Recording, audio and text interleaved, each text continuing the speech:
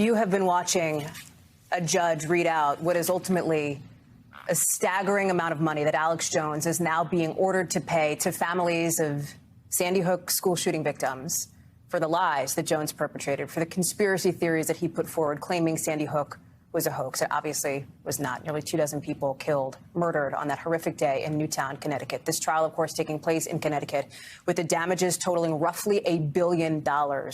Again, it is an extraordinary amount of money here. We've got Ben Collins, Danny Savalos, our legal analyst, Paul Butler, our legal analyst as well, joining us. Ben, let me go to you for initial reaction here. I know that almost simultaneously we are also hearing from Alex Jones on Infowars, learning, I think in real time, that he owes about $965 million plus attorney fees to these families. That's correct. Look, Hallie, my jaw is on the floor here. This is an amount of money that he cannot make up. And he knows that, and that's what he's saying right now. He's obviously telling people to go buy some supplements or whatever, but there are no amount of supplements that are going to make up that level of money. His team counted over $1 billion. We're still, like, that's how high the damages are here. Nobody has a real number yet. We're still trying to figure that out. I do want to read you a quote from him. He said, first of all, he said, we've lost count. It's in the billions. And he says, why not make it trillions? Because he doesn't have any of this. And he said, this must be what hell's like. They just read out the damages, even though you don't got the money. And that's what he's going through right now, Alex Jones. He also said he's not going to stop. He said they want to scare us away from questioning Uvalde or Parkland. We're not going away. We're not going to stop. So this is not a deterrent for him. He's just going to keep going. But at this point, I don't know how Infowars is going to keep going. He's hoping that there's a cap on these damages, but I just don't know.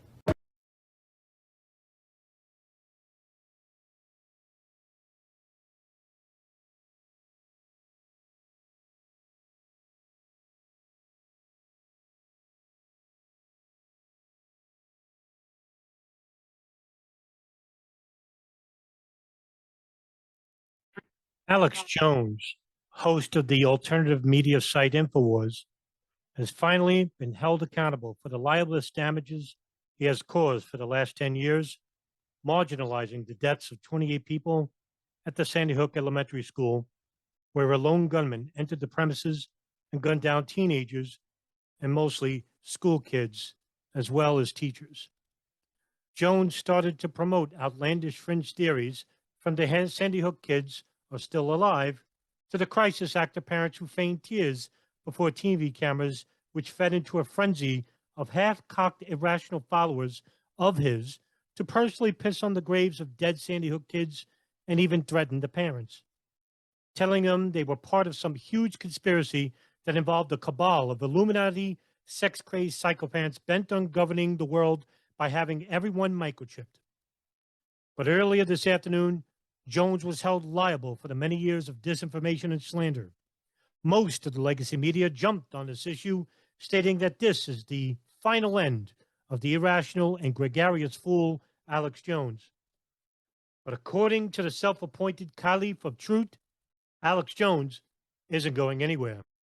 They want to scare everybody away from freedom and scare us away from questioning Uvalde and what really happened there, or Parkland or any other event. And guess what? We're not scared, and we're not going away, and we're not going to stop. And literally, for hundreds of thousands of dollars, I can keep them in court for years. I can appeal this stuff. We can stand up against this travesty, against the billions of dollars they want. It's a joke. So please go to InfoWarsStore.com and get Vitamin Mineral Fusion, get X3, get all the great products that are there that keep us on air at InfoWarsStore.com. What does this mean? Well, according to Jones, he isn't done, which also means he will continue to engage in half-truths and outright disinformation. So why the criticisms from me if we believe in free speech? Well, it's simple. Because what Alex Jones is doing is basically worse than anything he is saying before the public. Now, he's going to be held accountable. Over $1 billion in financial compensatory damages to the victims' families. But not a single cent of that money will cause the irreversible real damage of the real crime that can't be prosecuted in any court in this land. And that is the many years of disinformation, which has created generations of misinformed people who will propagate theories that will blanket the actual anomalies of certain events.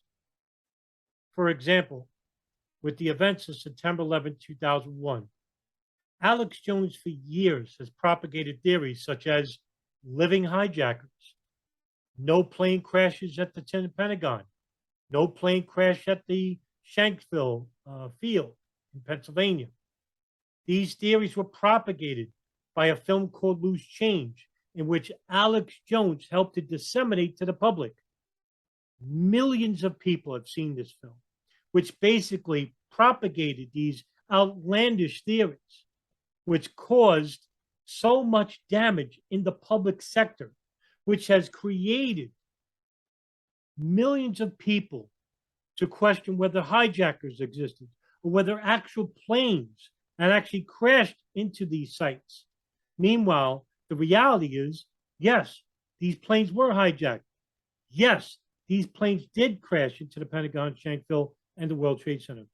But the real anomalies, such as what I'm about to show you, go completely ignored, such as two hijackers who were living inside the United States, in which the CIA knew about and intentionally withheld that information from the FBI. Now we have a meeting in the year 2002 in New York City. And this is a meeting of a CIA analyst and FBI officials from the New York field office, which was the office investigating the Cole bombing and the FBI headquarters, including the FBI analyst on detail to the counterterrorist center at the CIA. The FBI agents on the Cole bombing pressed the CIA at that meeting for information regarding Midhar and the Malaysia meeting, but the CIA representative denied them that information.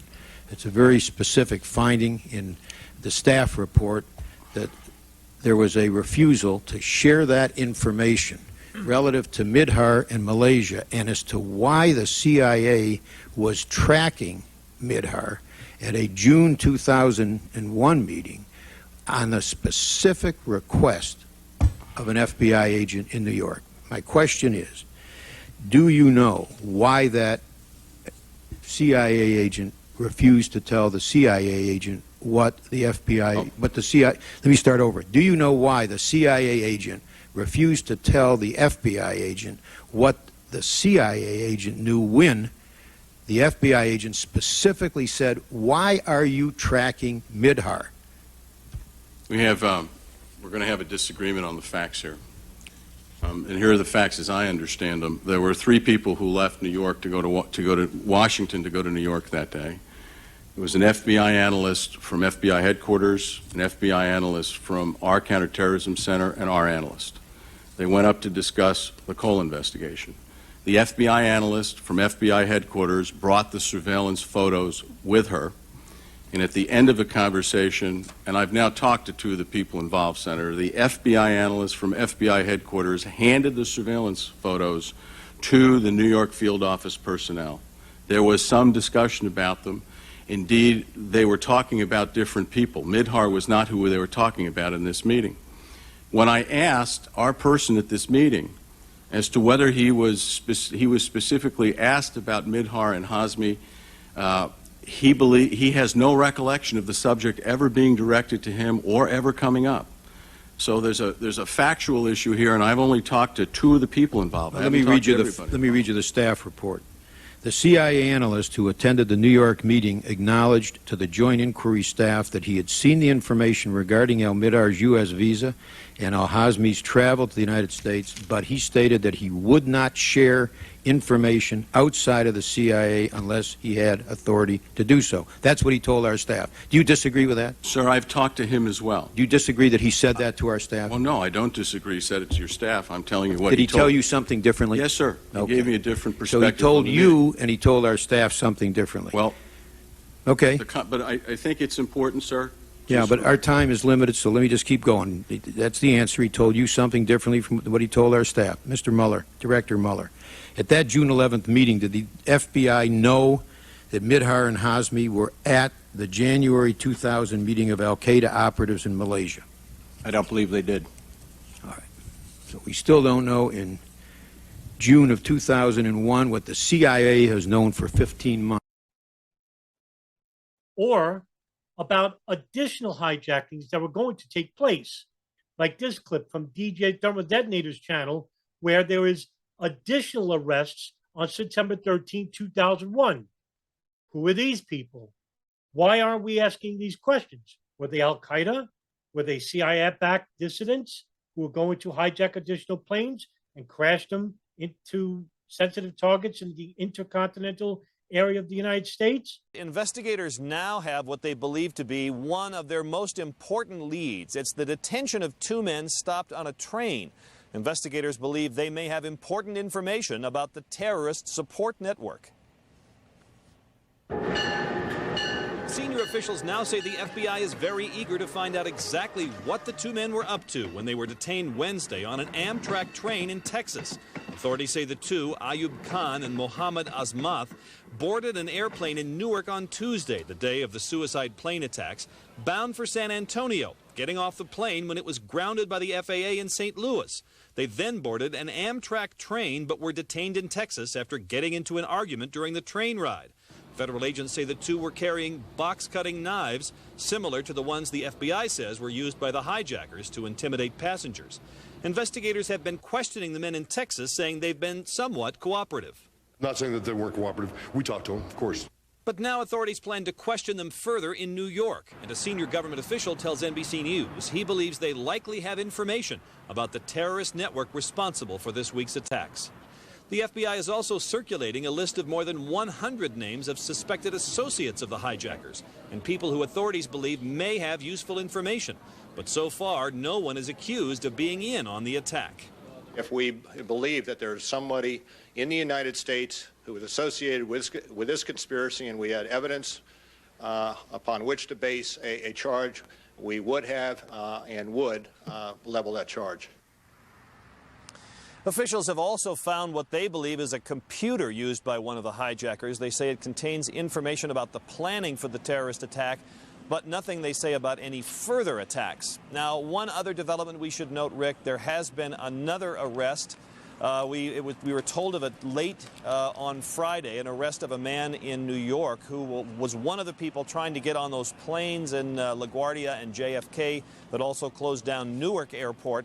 At the time, authorities considered him to be relatively harmless, but they were still bothered by the fact that his identification papers for his pilot identification didn't seem to add up. They were questioning him, felt he was very uncooperative. They believe he may have more information.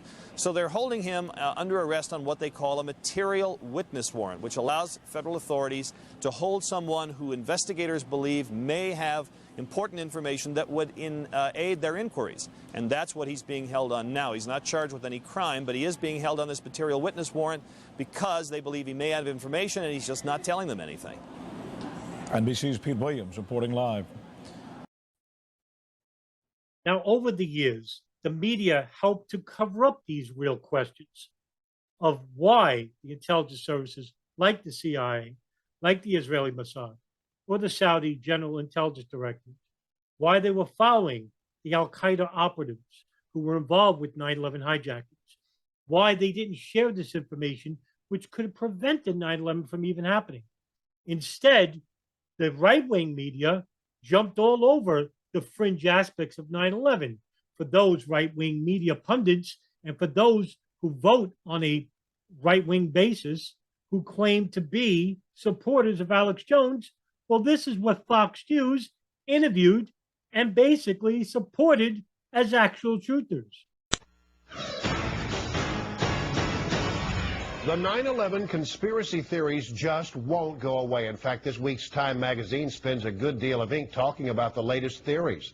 Professor Morgan Reynolds says he has proven the government's explanation of the terror attacks is a lie. He teaches economics at Texas A&M University and is a member of the group called Scholars for the Truth. Professor Reynolds says 9/11 was an inside job, and he joins us here from New York. Well, Professor, I got to tell you, I covered 9/11, at least here in Washington, D.C. I think I have a pretty good understanding of what happened on that day. What do you know that I don't know and that the rest of America apparently doesn't know? The government has never even tried to prove it's a OBL story. It's a fiction. The 9/11 Commission never tried to prove it. You cannot prove a lie. There's your problem. There's so many things wrong with the 9/11 fiction, the myth, the official government conspiracy. Well, you say, for example, that there were no planes that hit the World Trade Center. Is that your contention? No, what I say is that there were no big Boeing crashes at all 4 events. There's no significant wreckage, for example. Well, did you see the videotape that the rest of us saw? Sure, and I encourage everybody to do a frame-by-frame penetration of the South Tower, and what you will see is a fake, a cartoon display. Because an aluminum plane cannot go through a building like the South Tower was, as if it were thin air. So you're saying, right through. You're suggesting that there's some kind of cartoon animation there. You're suggesting that the news media was a part of this. Yes, those pictures came from the news media. Yes. Well, there was only one so-called real-time film, and we don't really understand how they did that. There are video experts in the disbeliever movement, but most of those were subsequent tapes, and they are contrived. And you you believe that the missing planes were shot down by missiles? No, well, of course, we don't understand everything about the crime. The 2 American airliner flights, for example, though, were not even in the Bureau of Transportation Statistics database. Where do you think they are now, if they didn't end up in those trade centers? No, we don't have that kind of knowledge. What we can do, however, is point to WTC Building 7, which was clearly a controlled demolition. And then the Twin Towers were clearly another inside job in that they were blown to kingdom come. What do you say to people who say, look, you know, this just is too far-fetched, this is just too bizarre for me to even buy into? Well, the Scripps Howard poll just showed that 36% of the American public, and a real percentage is probably higher, believes that the elements of the United States government were complicit in the crimes of 9/11. All right. So we're gaining week by week. It's out of control. Morgan Reynolds, thank you very much for joining us here on You're Weekly welcome. Live. America's security took a big hit on 9/11, but so did its economy. And for those of the left who claim to be the real libertarians or the real liberals of truth and democracy, you help to perpetuate the problem with disinformation by interviewing these people. 9/11 yesterday. This rally took place near the site of once was the World Trade Center.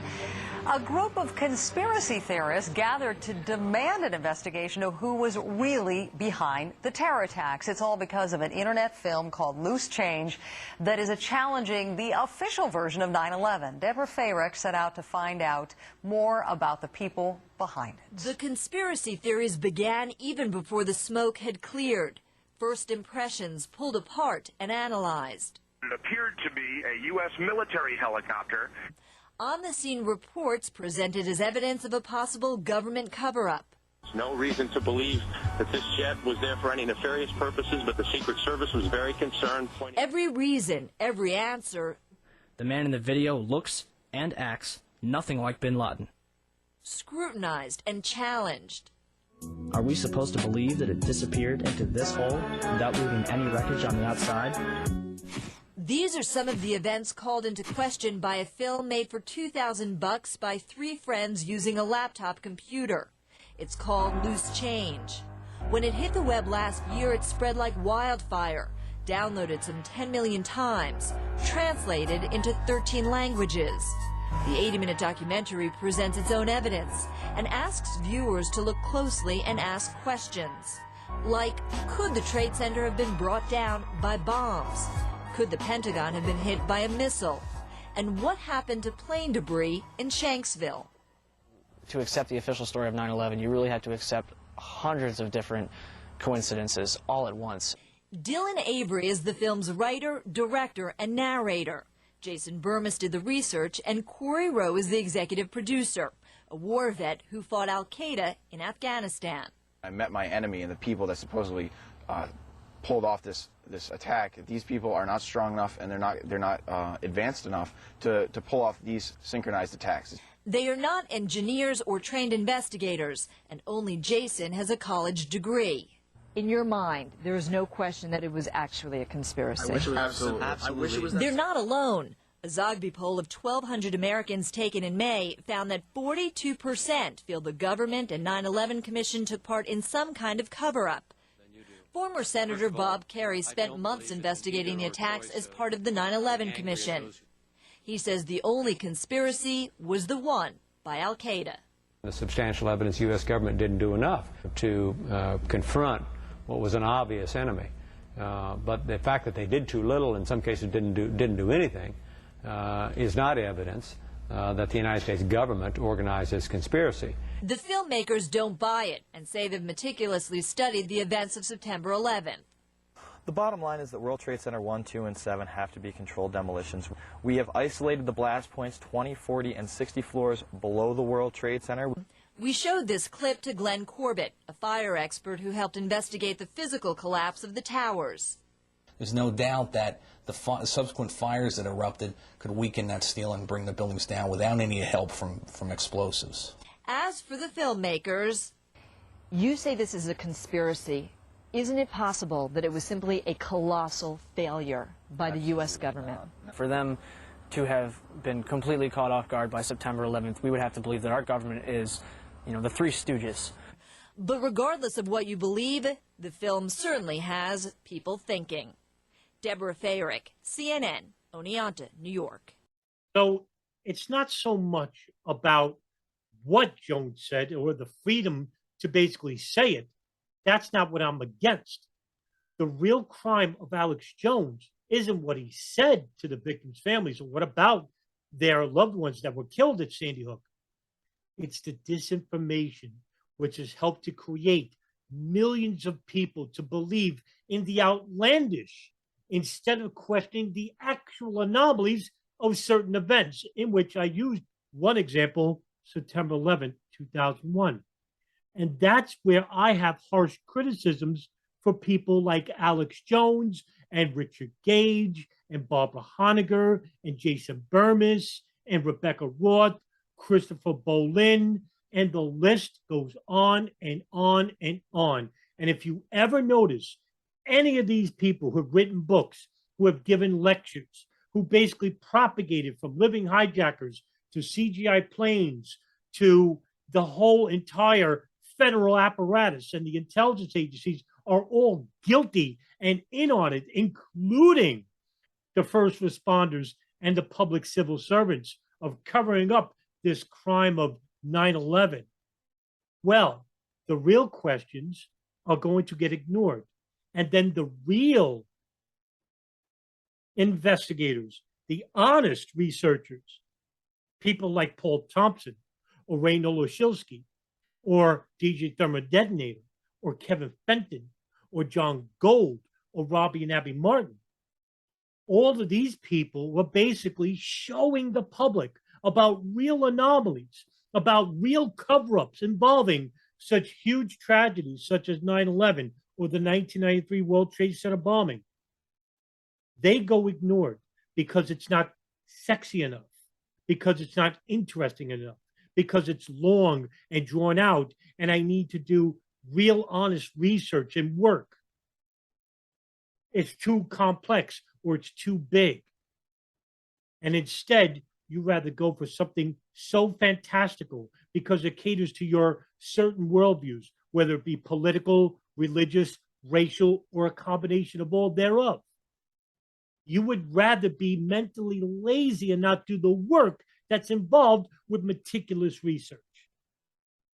Instead, you rather listen to somebody like Alex Jones. And when you do, you basically will agree with certain things that he says because they cater to those biased worldviews that you possess. And this is the real crime of Alex Jones, because he knows that. And he gives you exactly what you want while also turning a profit, because on his site at Infowars.com, he'll sell you these vitamins and minerals that basically will make you feel better and more mental clarity, when it does nothing in return, just like the information that he propagates on his show. And so that is the real crime of Alex Jones. And while he continues to get rich off of your misfortune of listening to his misinformation, other people, the real people, like Sandy Hook families and 9/11 families, their tears will go ignored and even made fun of by Alex Jones and his followers. This message isn't for Alex Jones. This message is for people who have been victimized by Alex Jones, who bought into the fantastical, who brought into that aura of listening to somebody that you once trusted to give you the truth, because he's such a huge platform. How did he get so big? He must be questioning the narrative. Alex Jones has been doing this for over 27 years. And if he actually was a threat to the establishment or to the intelligence apparatuses, he wouldn't have lasted as long as he did by propagating these remarkable revelations that threaten the established order of things. No, what Alex Jones does is help the establishment by propagating these theories, which keeps you, the public, misinformed.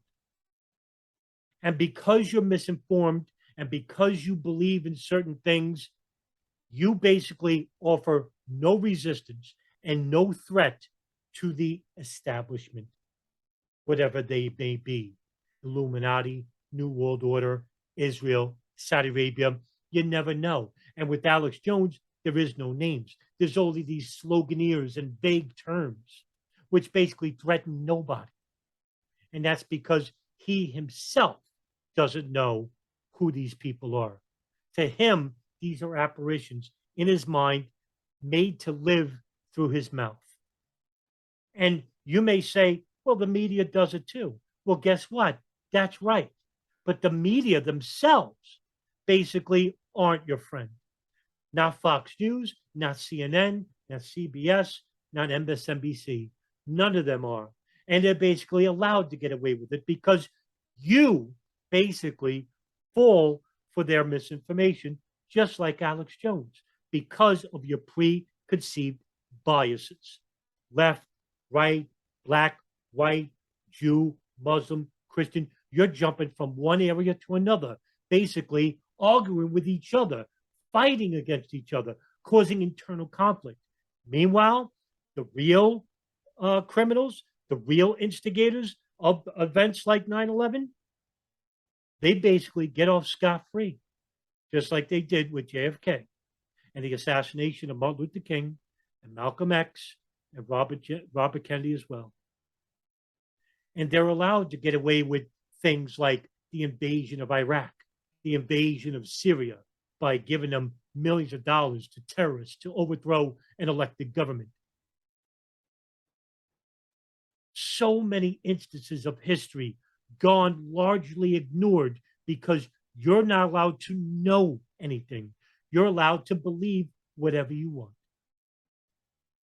But you can't do anything about it. And that's the real crime of people like Alex Jones. And for those who are unfortunate enough to listen to people like Barbara Honegger or Rebecca Roth or Jason Bermas and all the other people that propagate these same theories that basically has caused so much damage, even longer than Sandy Hook.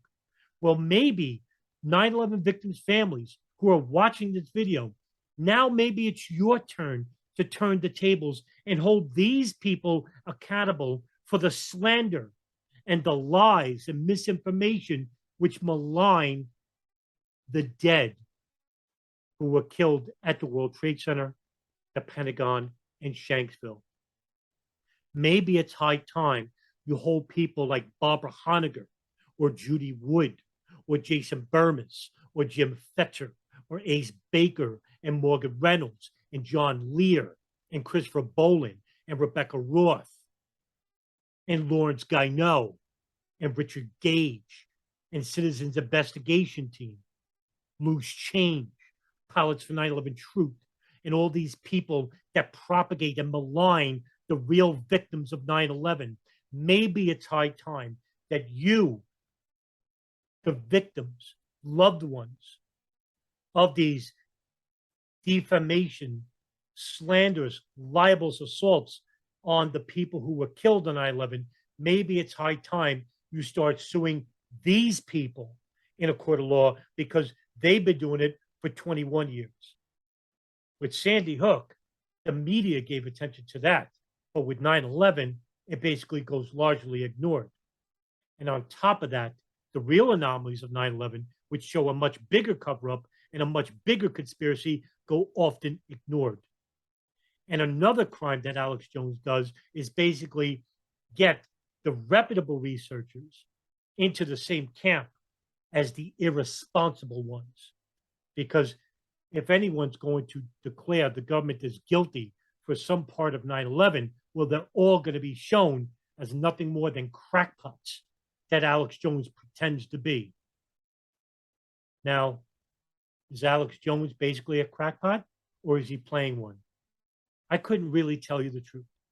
But for a guy, for a platform his size, he basically does give the establishment the benefit of having a misinformed public never question about the real anomalies of 9/11, which will go largely ignored and into the abyss of time. It's high time that the public hold these people who espouse these false theories of 9/11 to account. This time, hold them civilly liable. And to those who fell victim to Alex Jones and to the people I just named, this is not a charge on you. You know, I came from that background.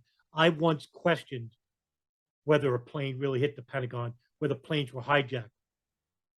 I came from that background until I did my own meticulous study and research. Now, I'm not one to pat myself on the back, and I don't call myself an expert. I just take careful study into a subject that I care deeply about. And if I could do it, so can you. We can know the truth. We can do something about the information, but we can't do anything about disinformation besides hold them liable. Now, for those who are claiming that this is an assault on free speech, no, I don't believe in subjugating Alex Jones, his free speech. I don't believe in restricting people's voices.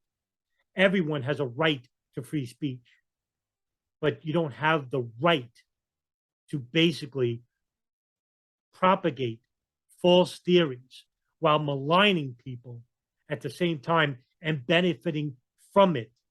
There's such a thing as called libelous slander, and that is against the law, and you could be held liable. So he's been held liable. Now, this is not about free speech, my friend, because he has the ability to use that free speech, and he did. And now he's held liable for speech that not only turned out to be false, but damaging to the very people who you're trying to win over about the real anomalies involving certain events.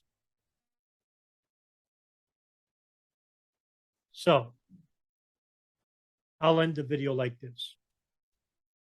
Either we're for the truth or we're for the misinformation. You can't have both. And yes, you'll feel like an island unto yourself, and that the whole world has gone crazy, and that everybody from the left and right and these polarizing ideologies that basically are ripping apart the fabric of the human consciousness, and that you yourself are at odds. Hey, am I wrong with the information that I possess?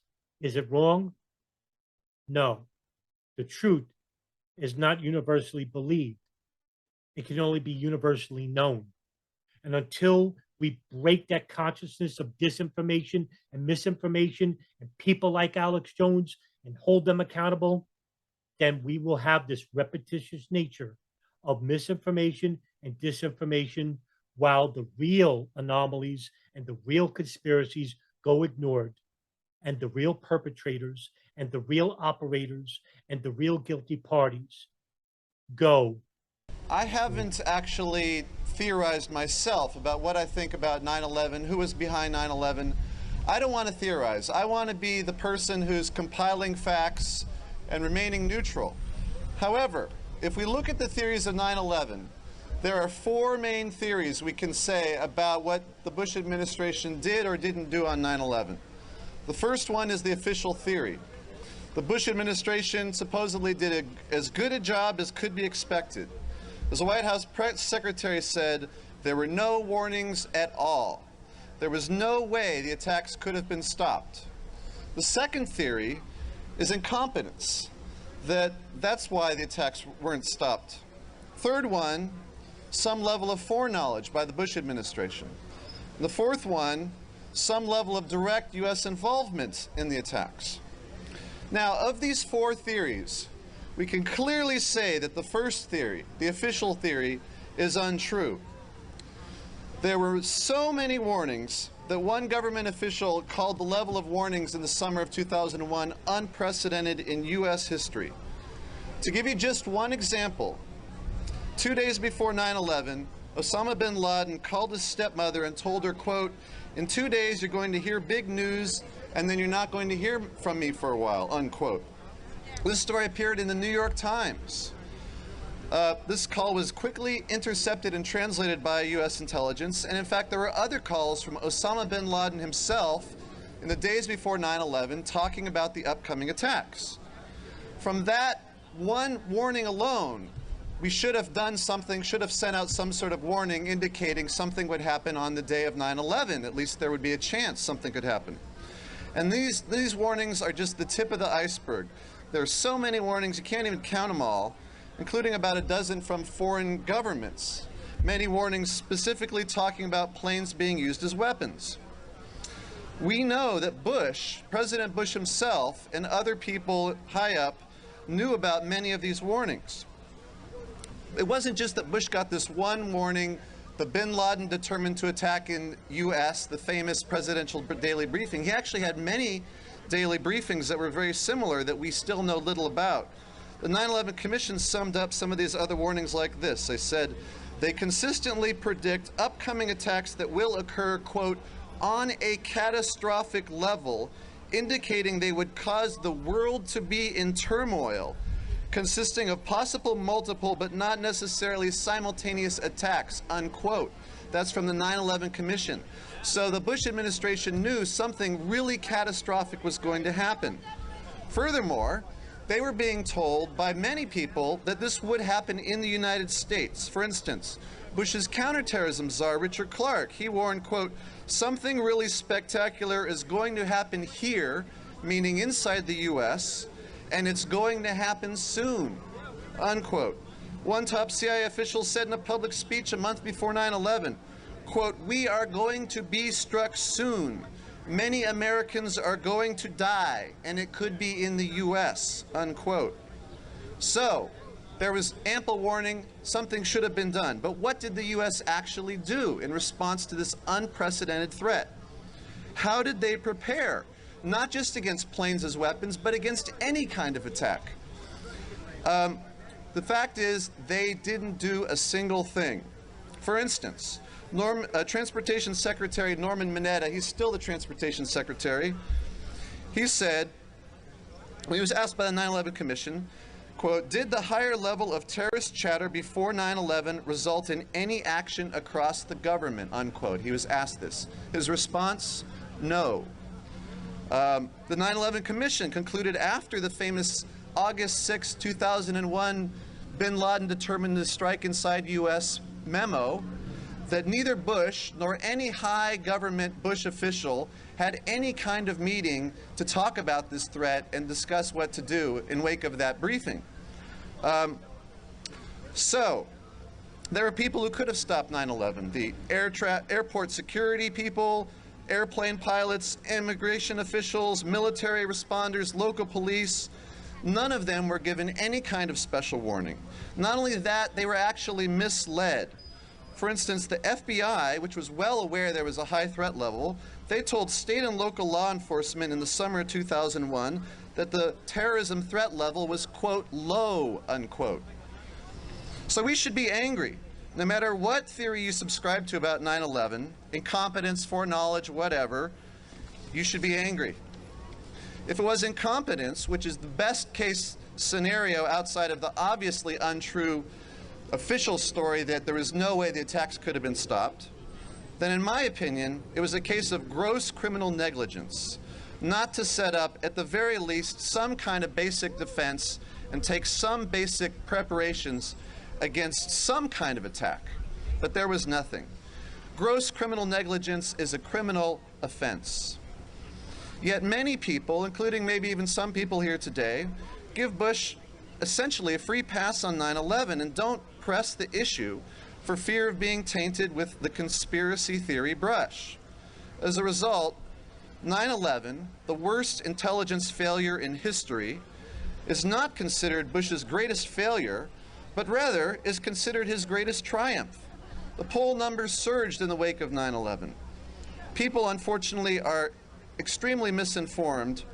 Polls showing up to 70% of the people think that Saddam Hussein was the 9/11 mastermind.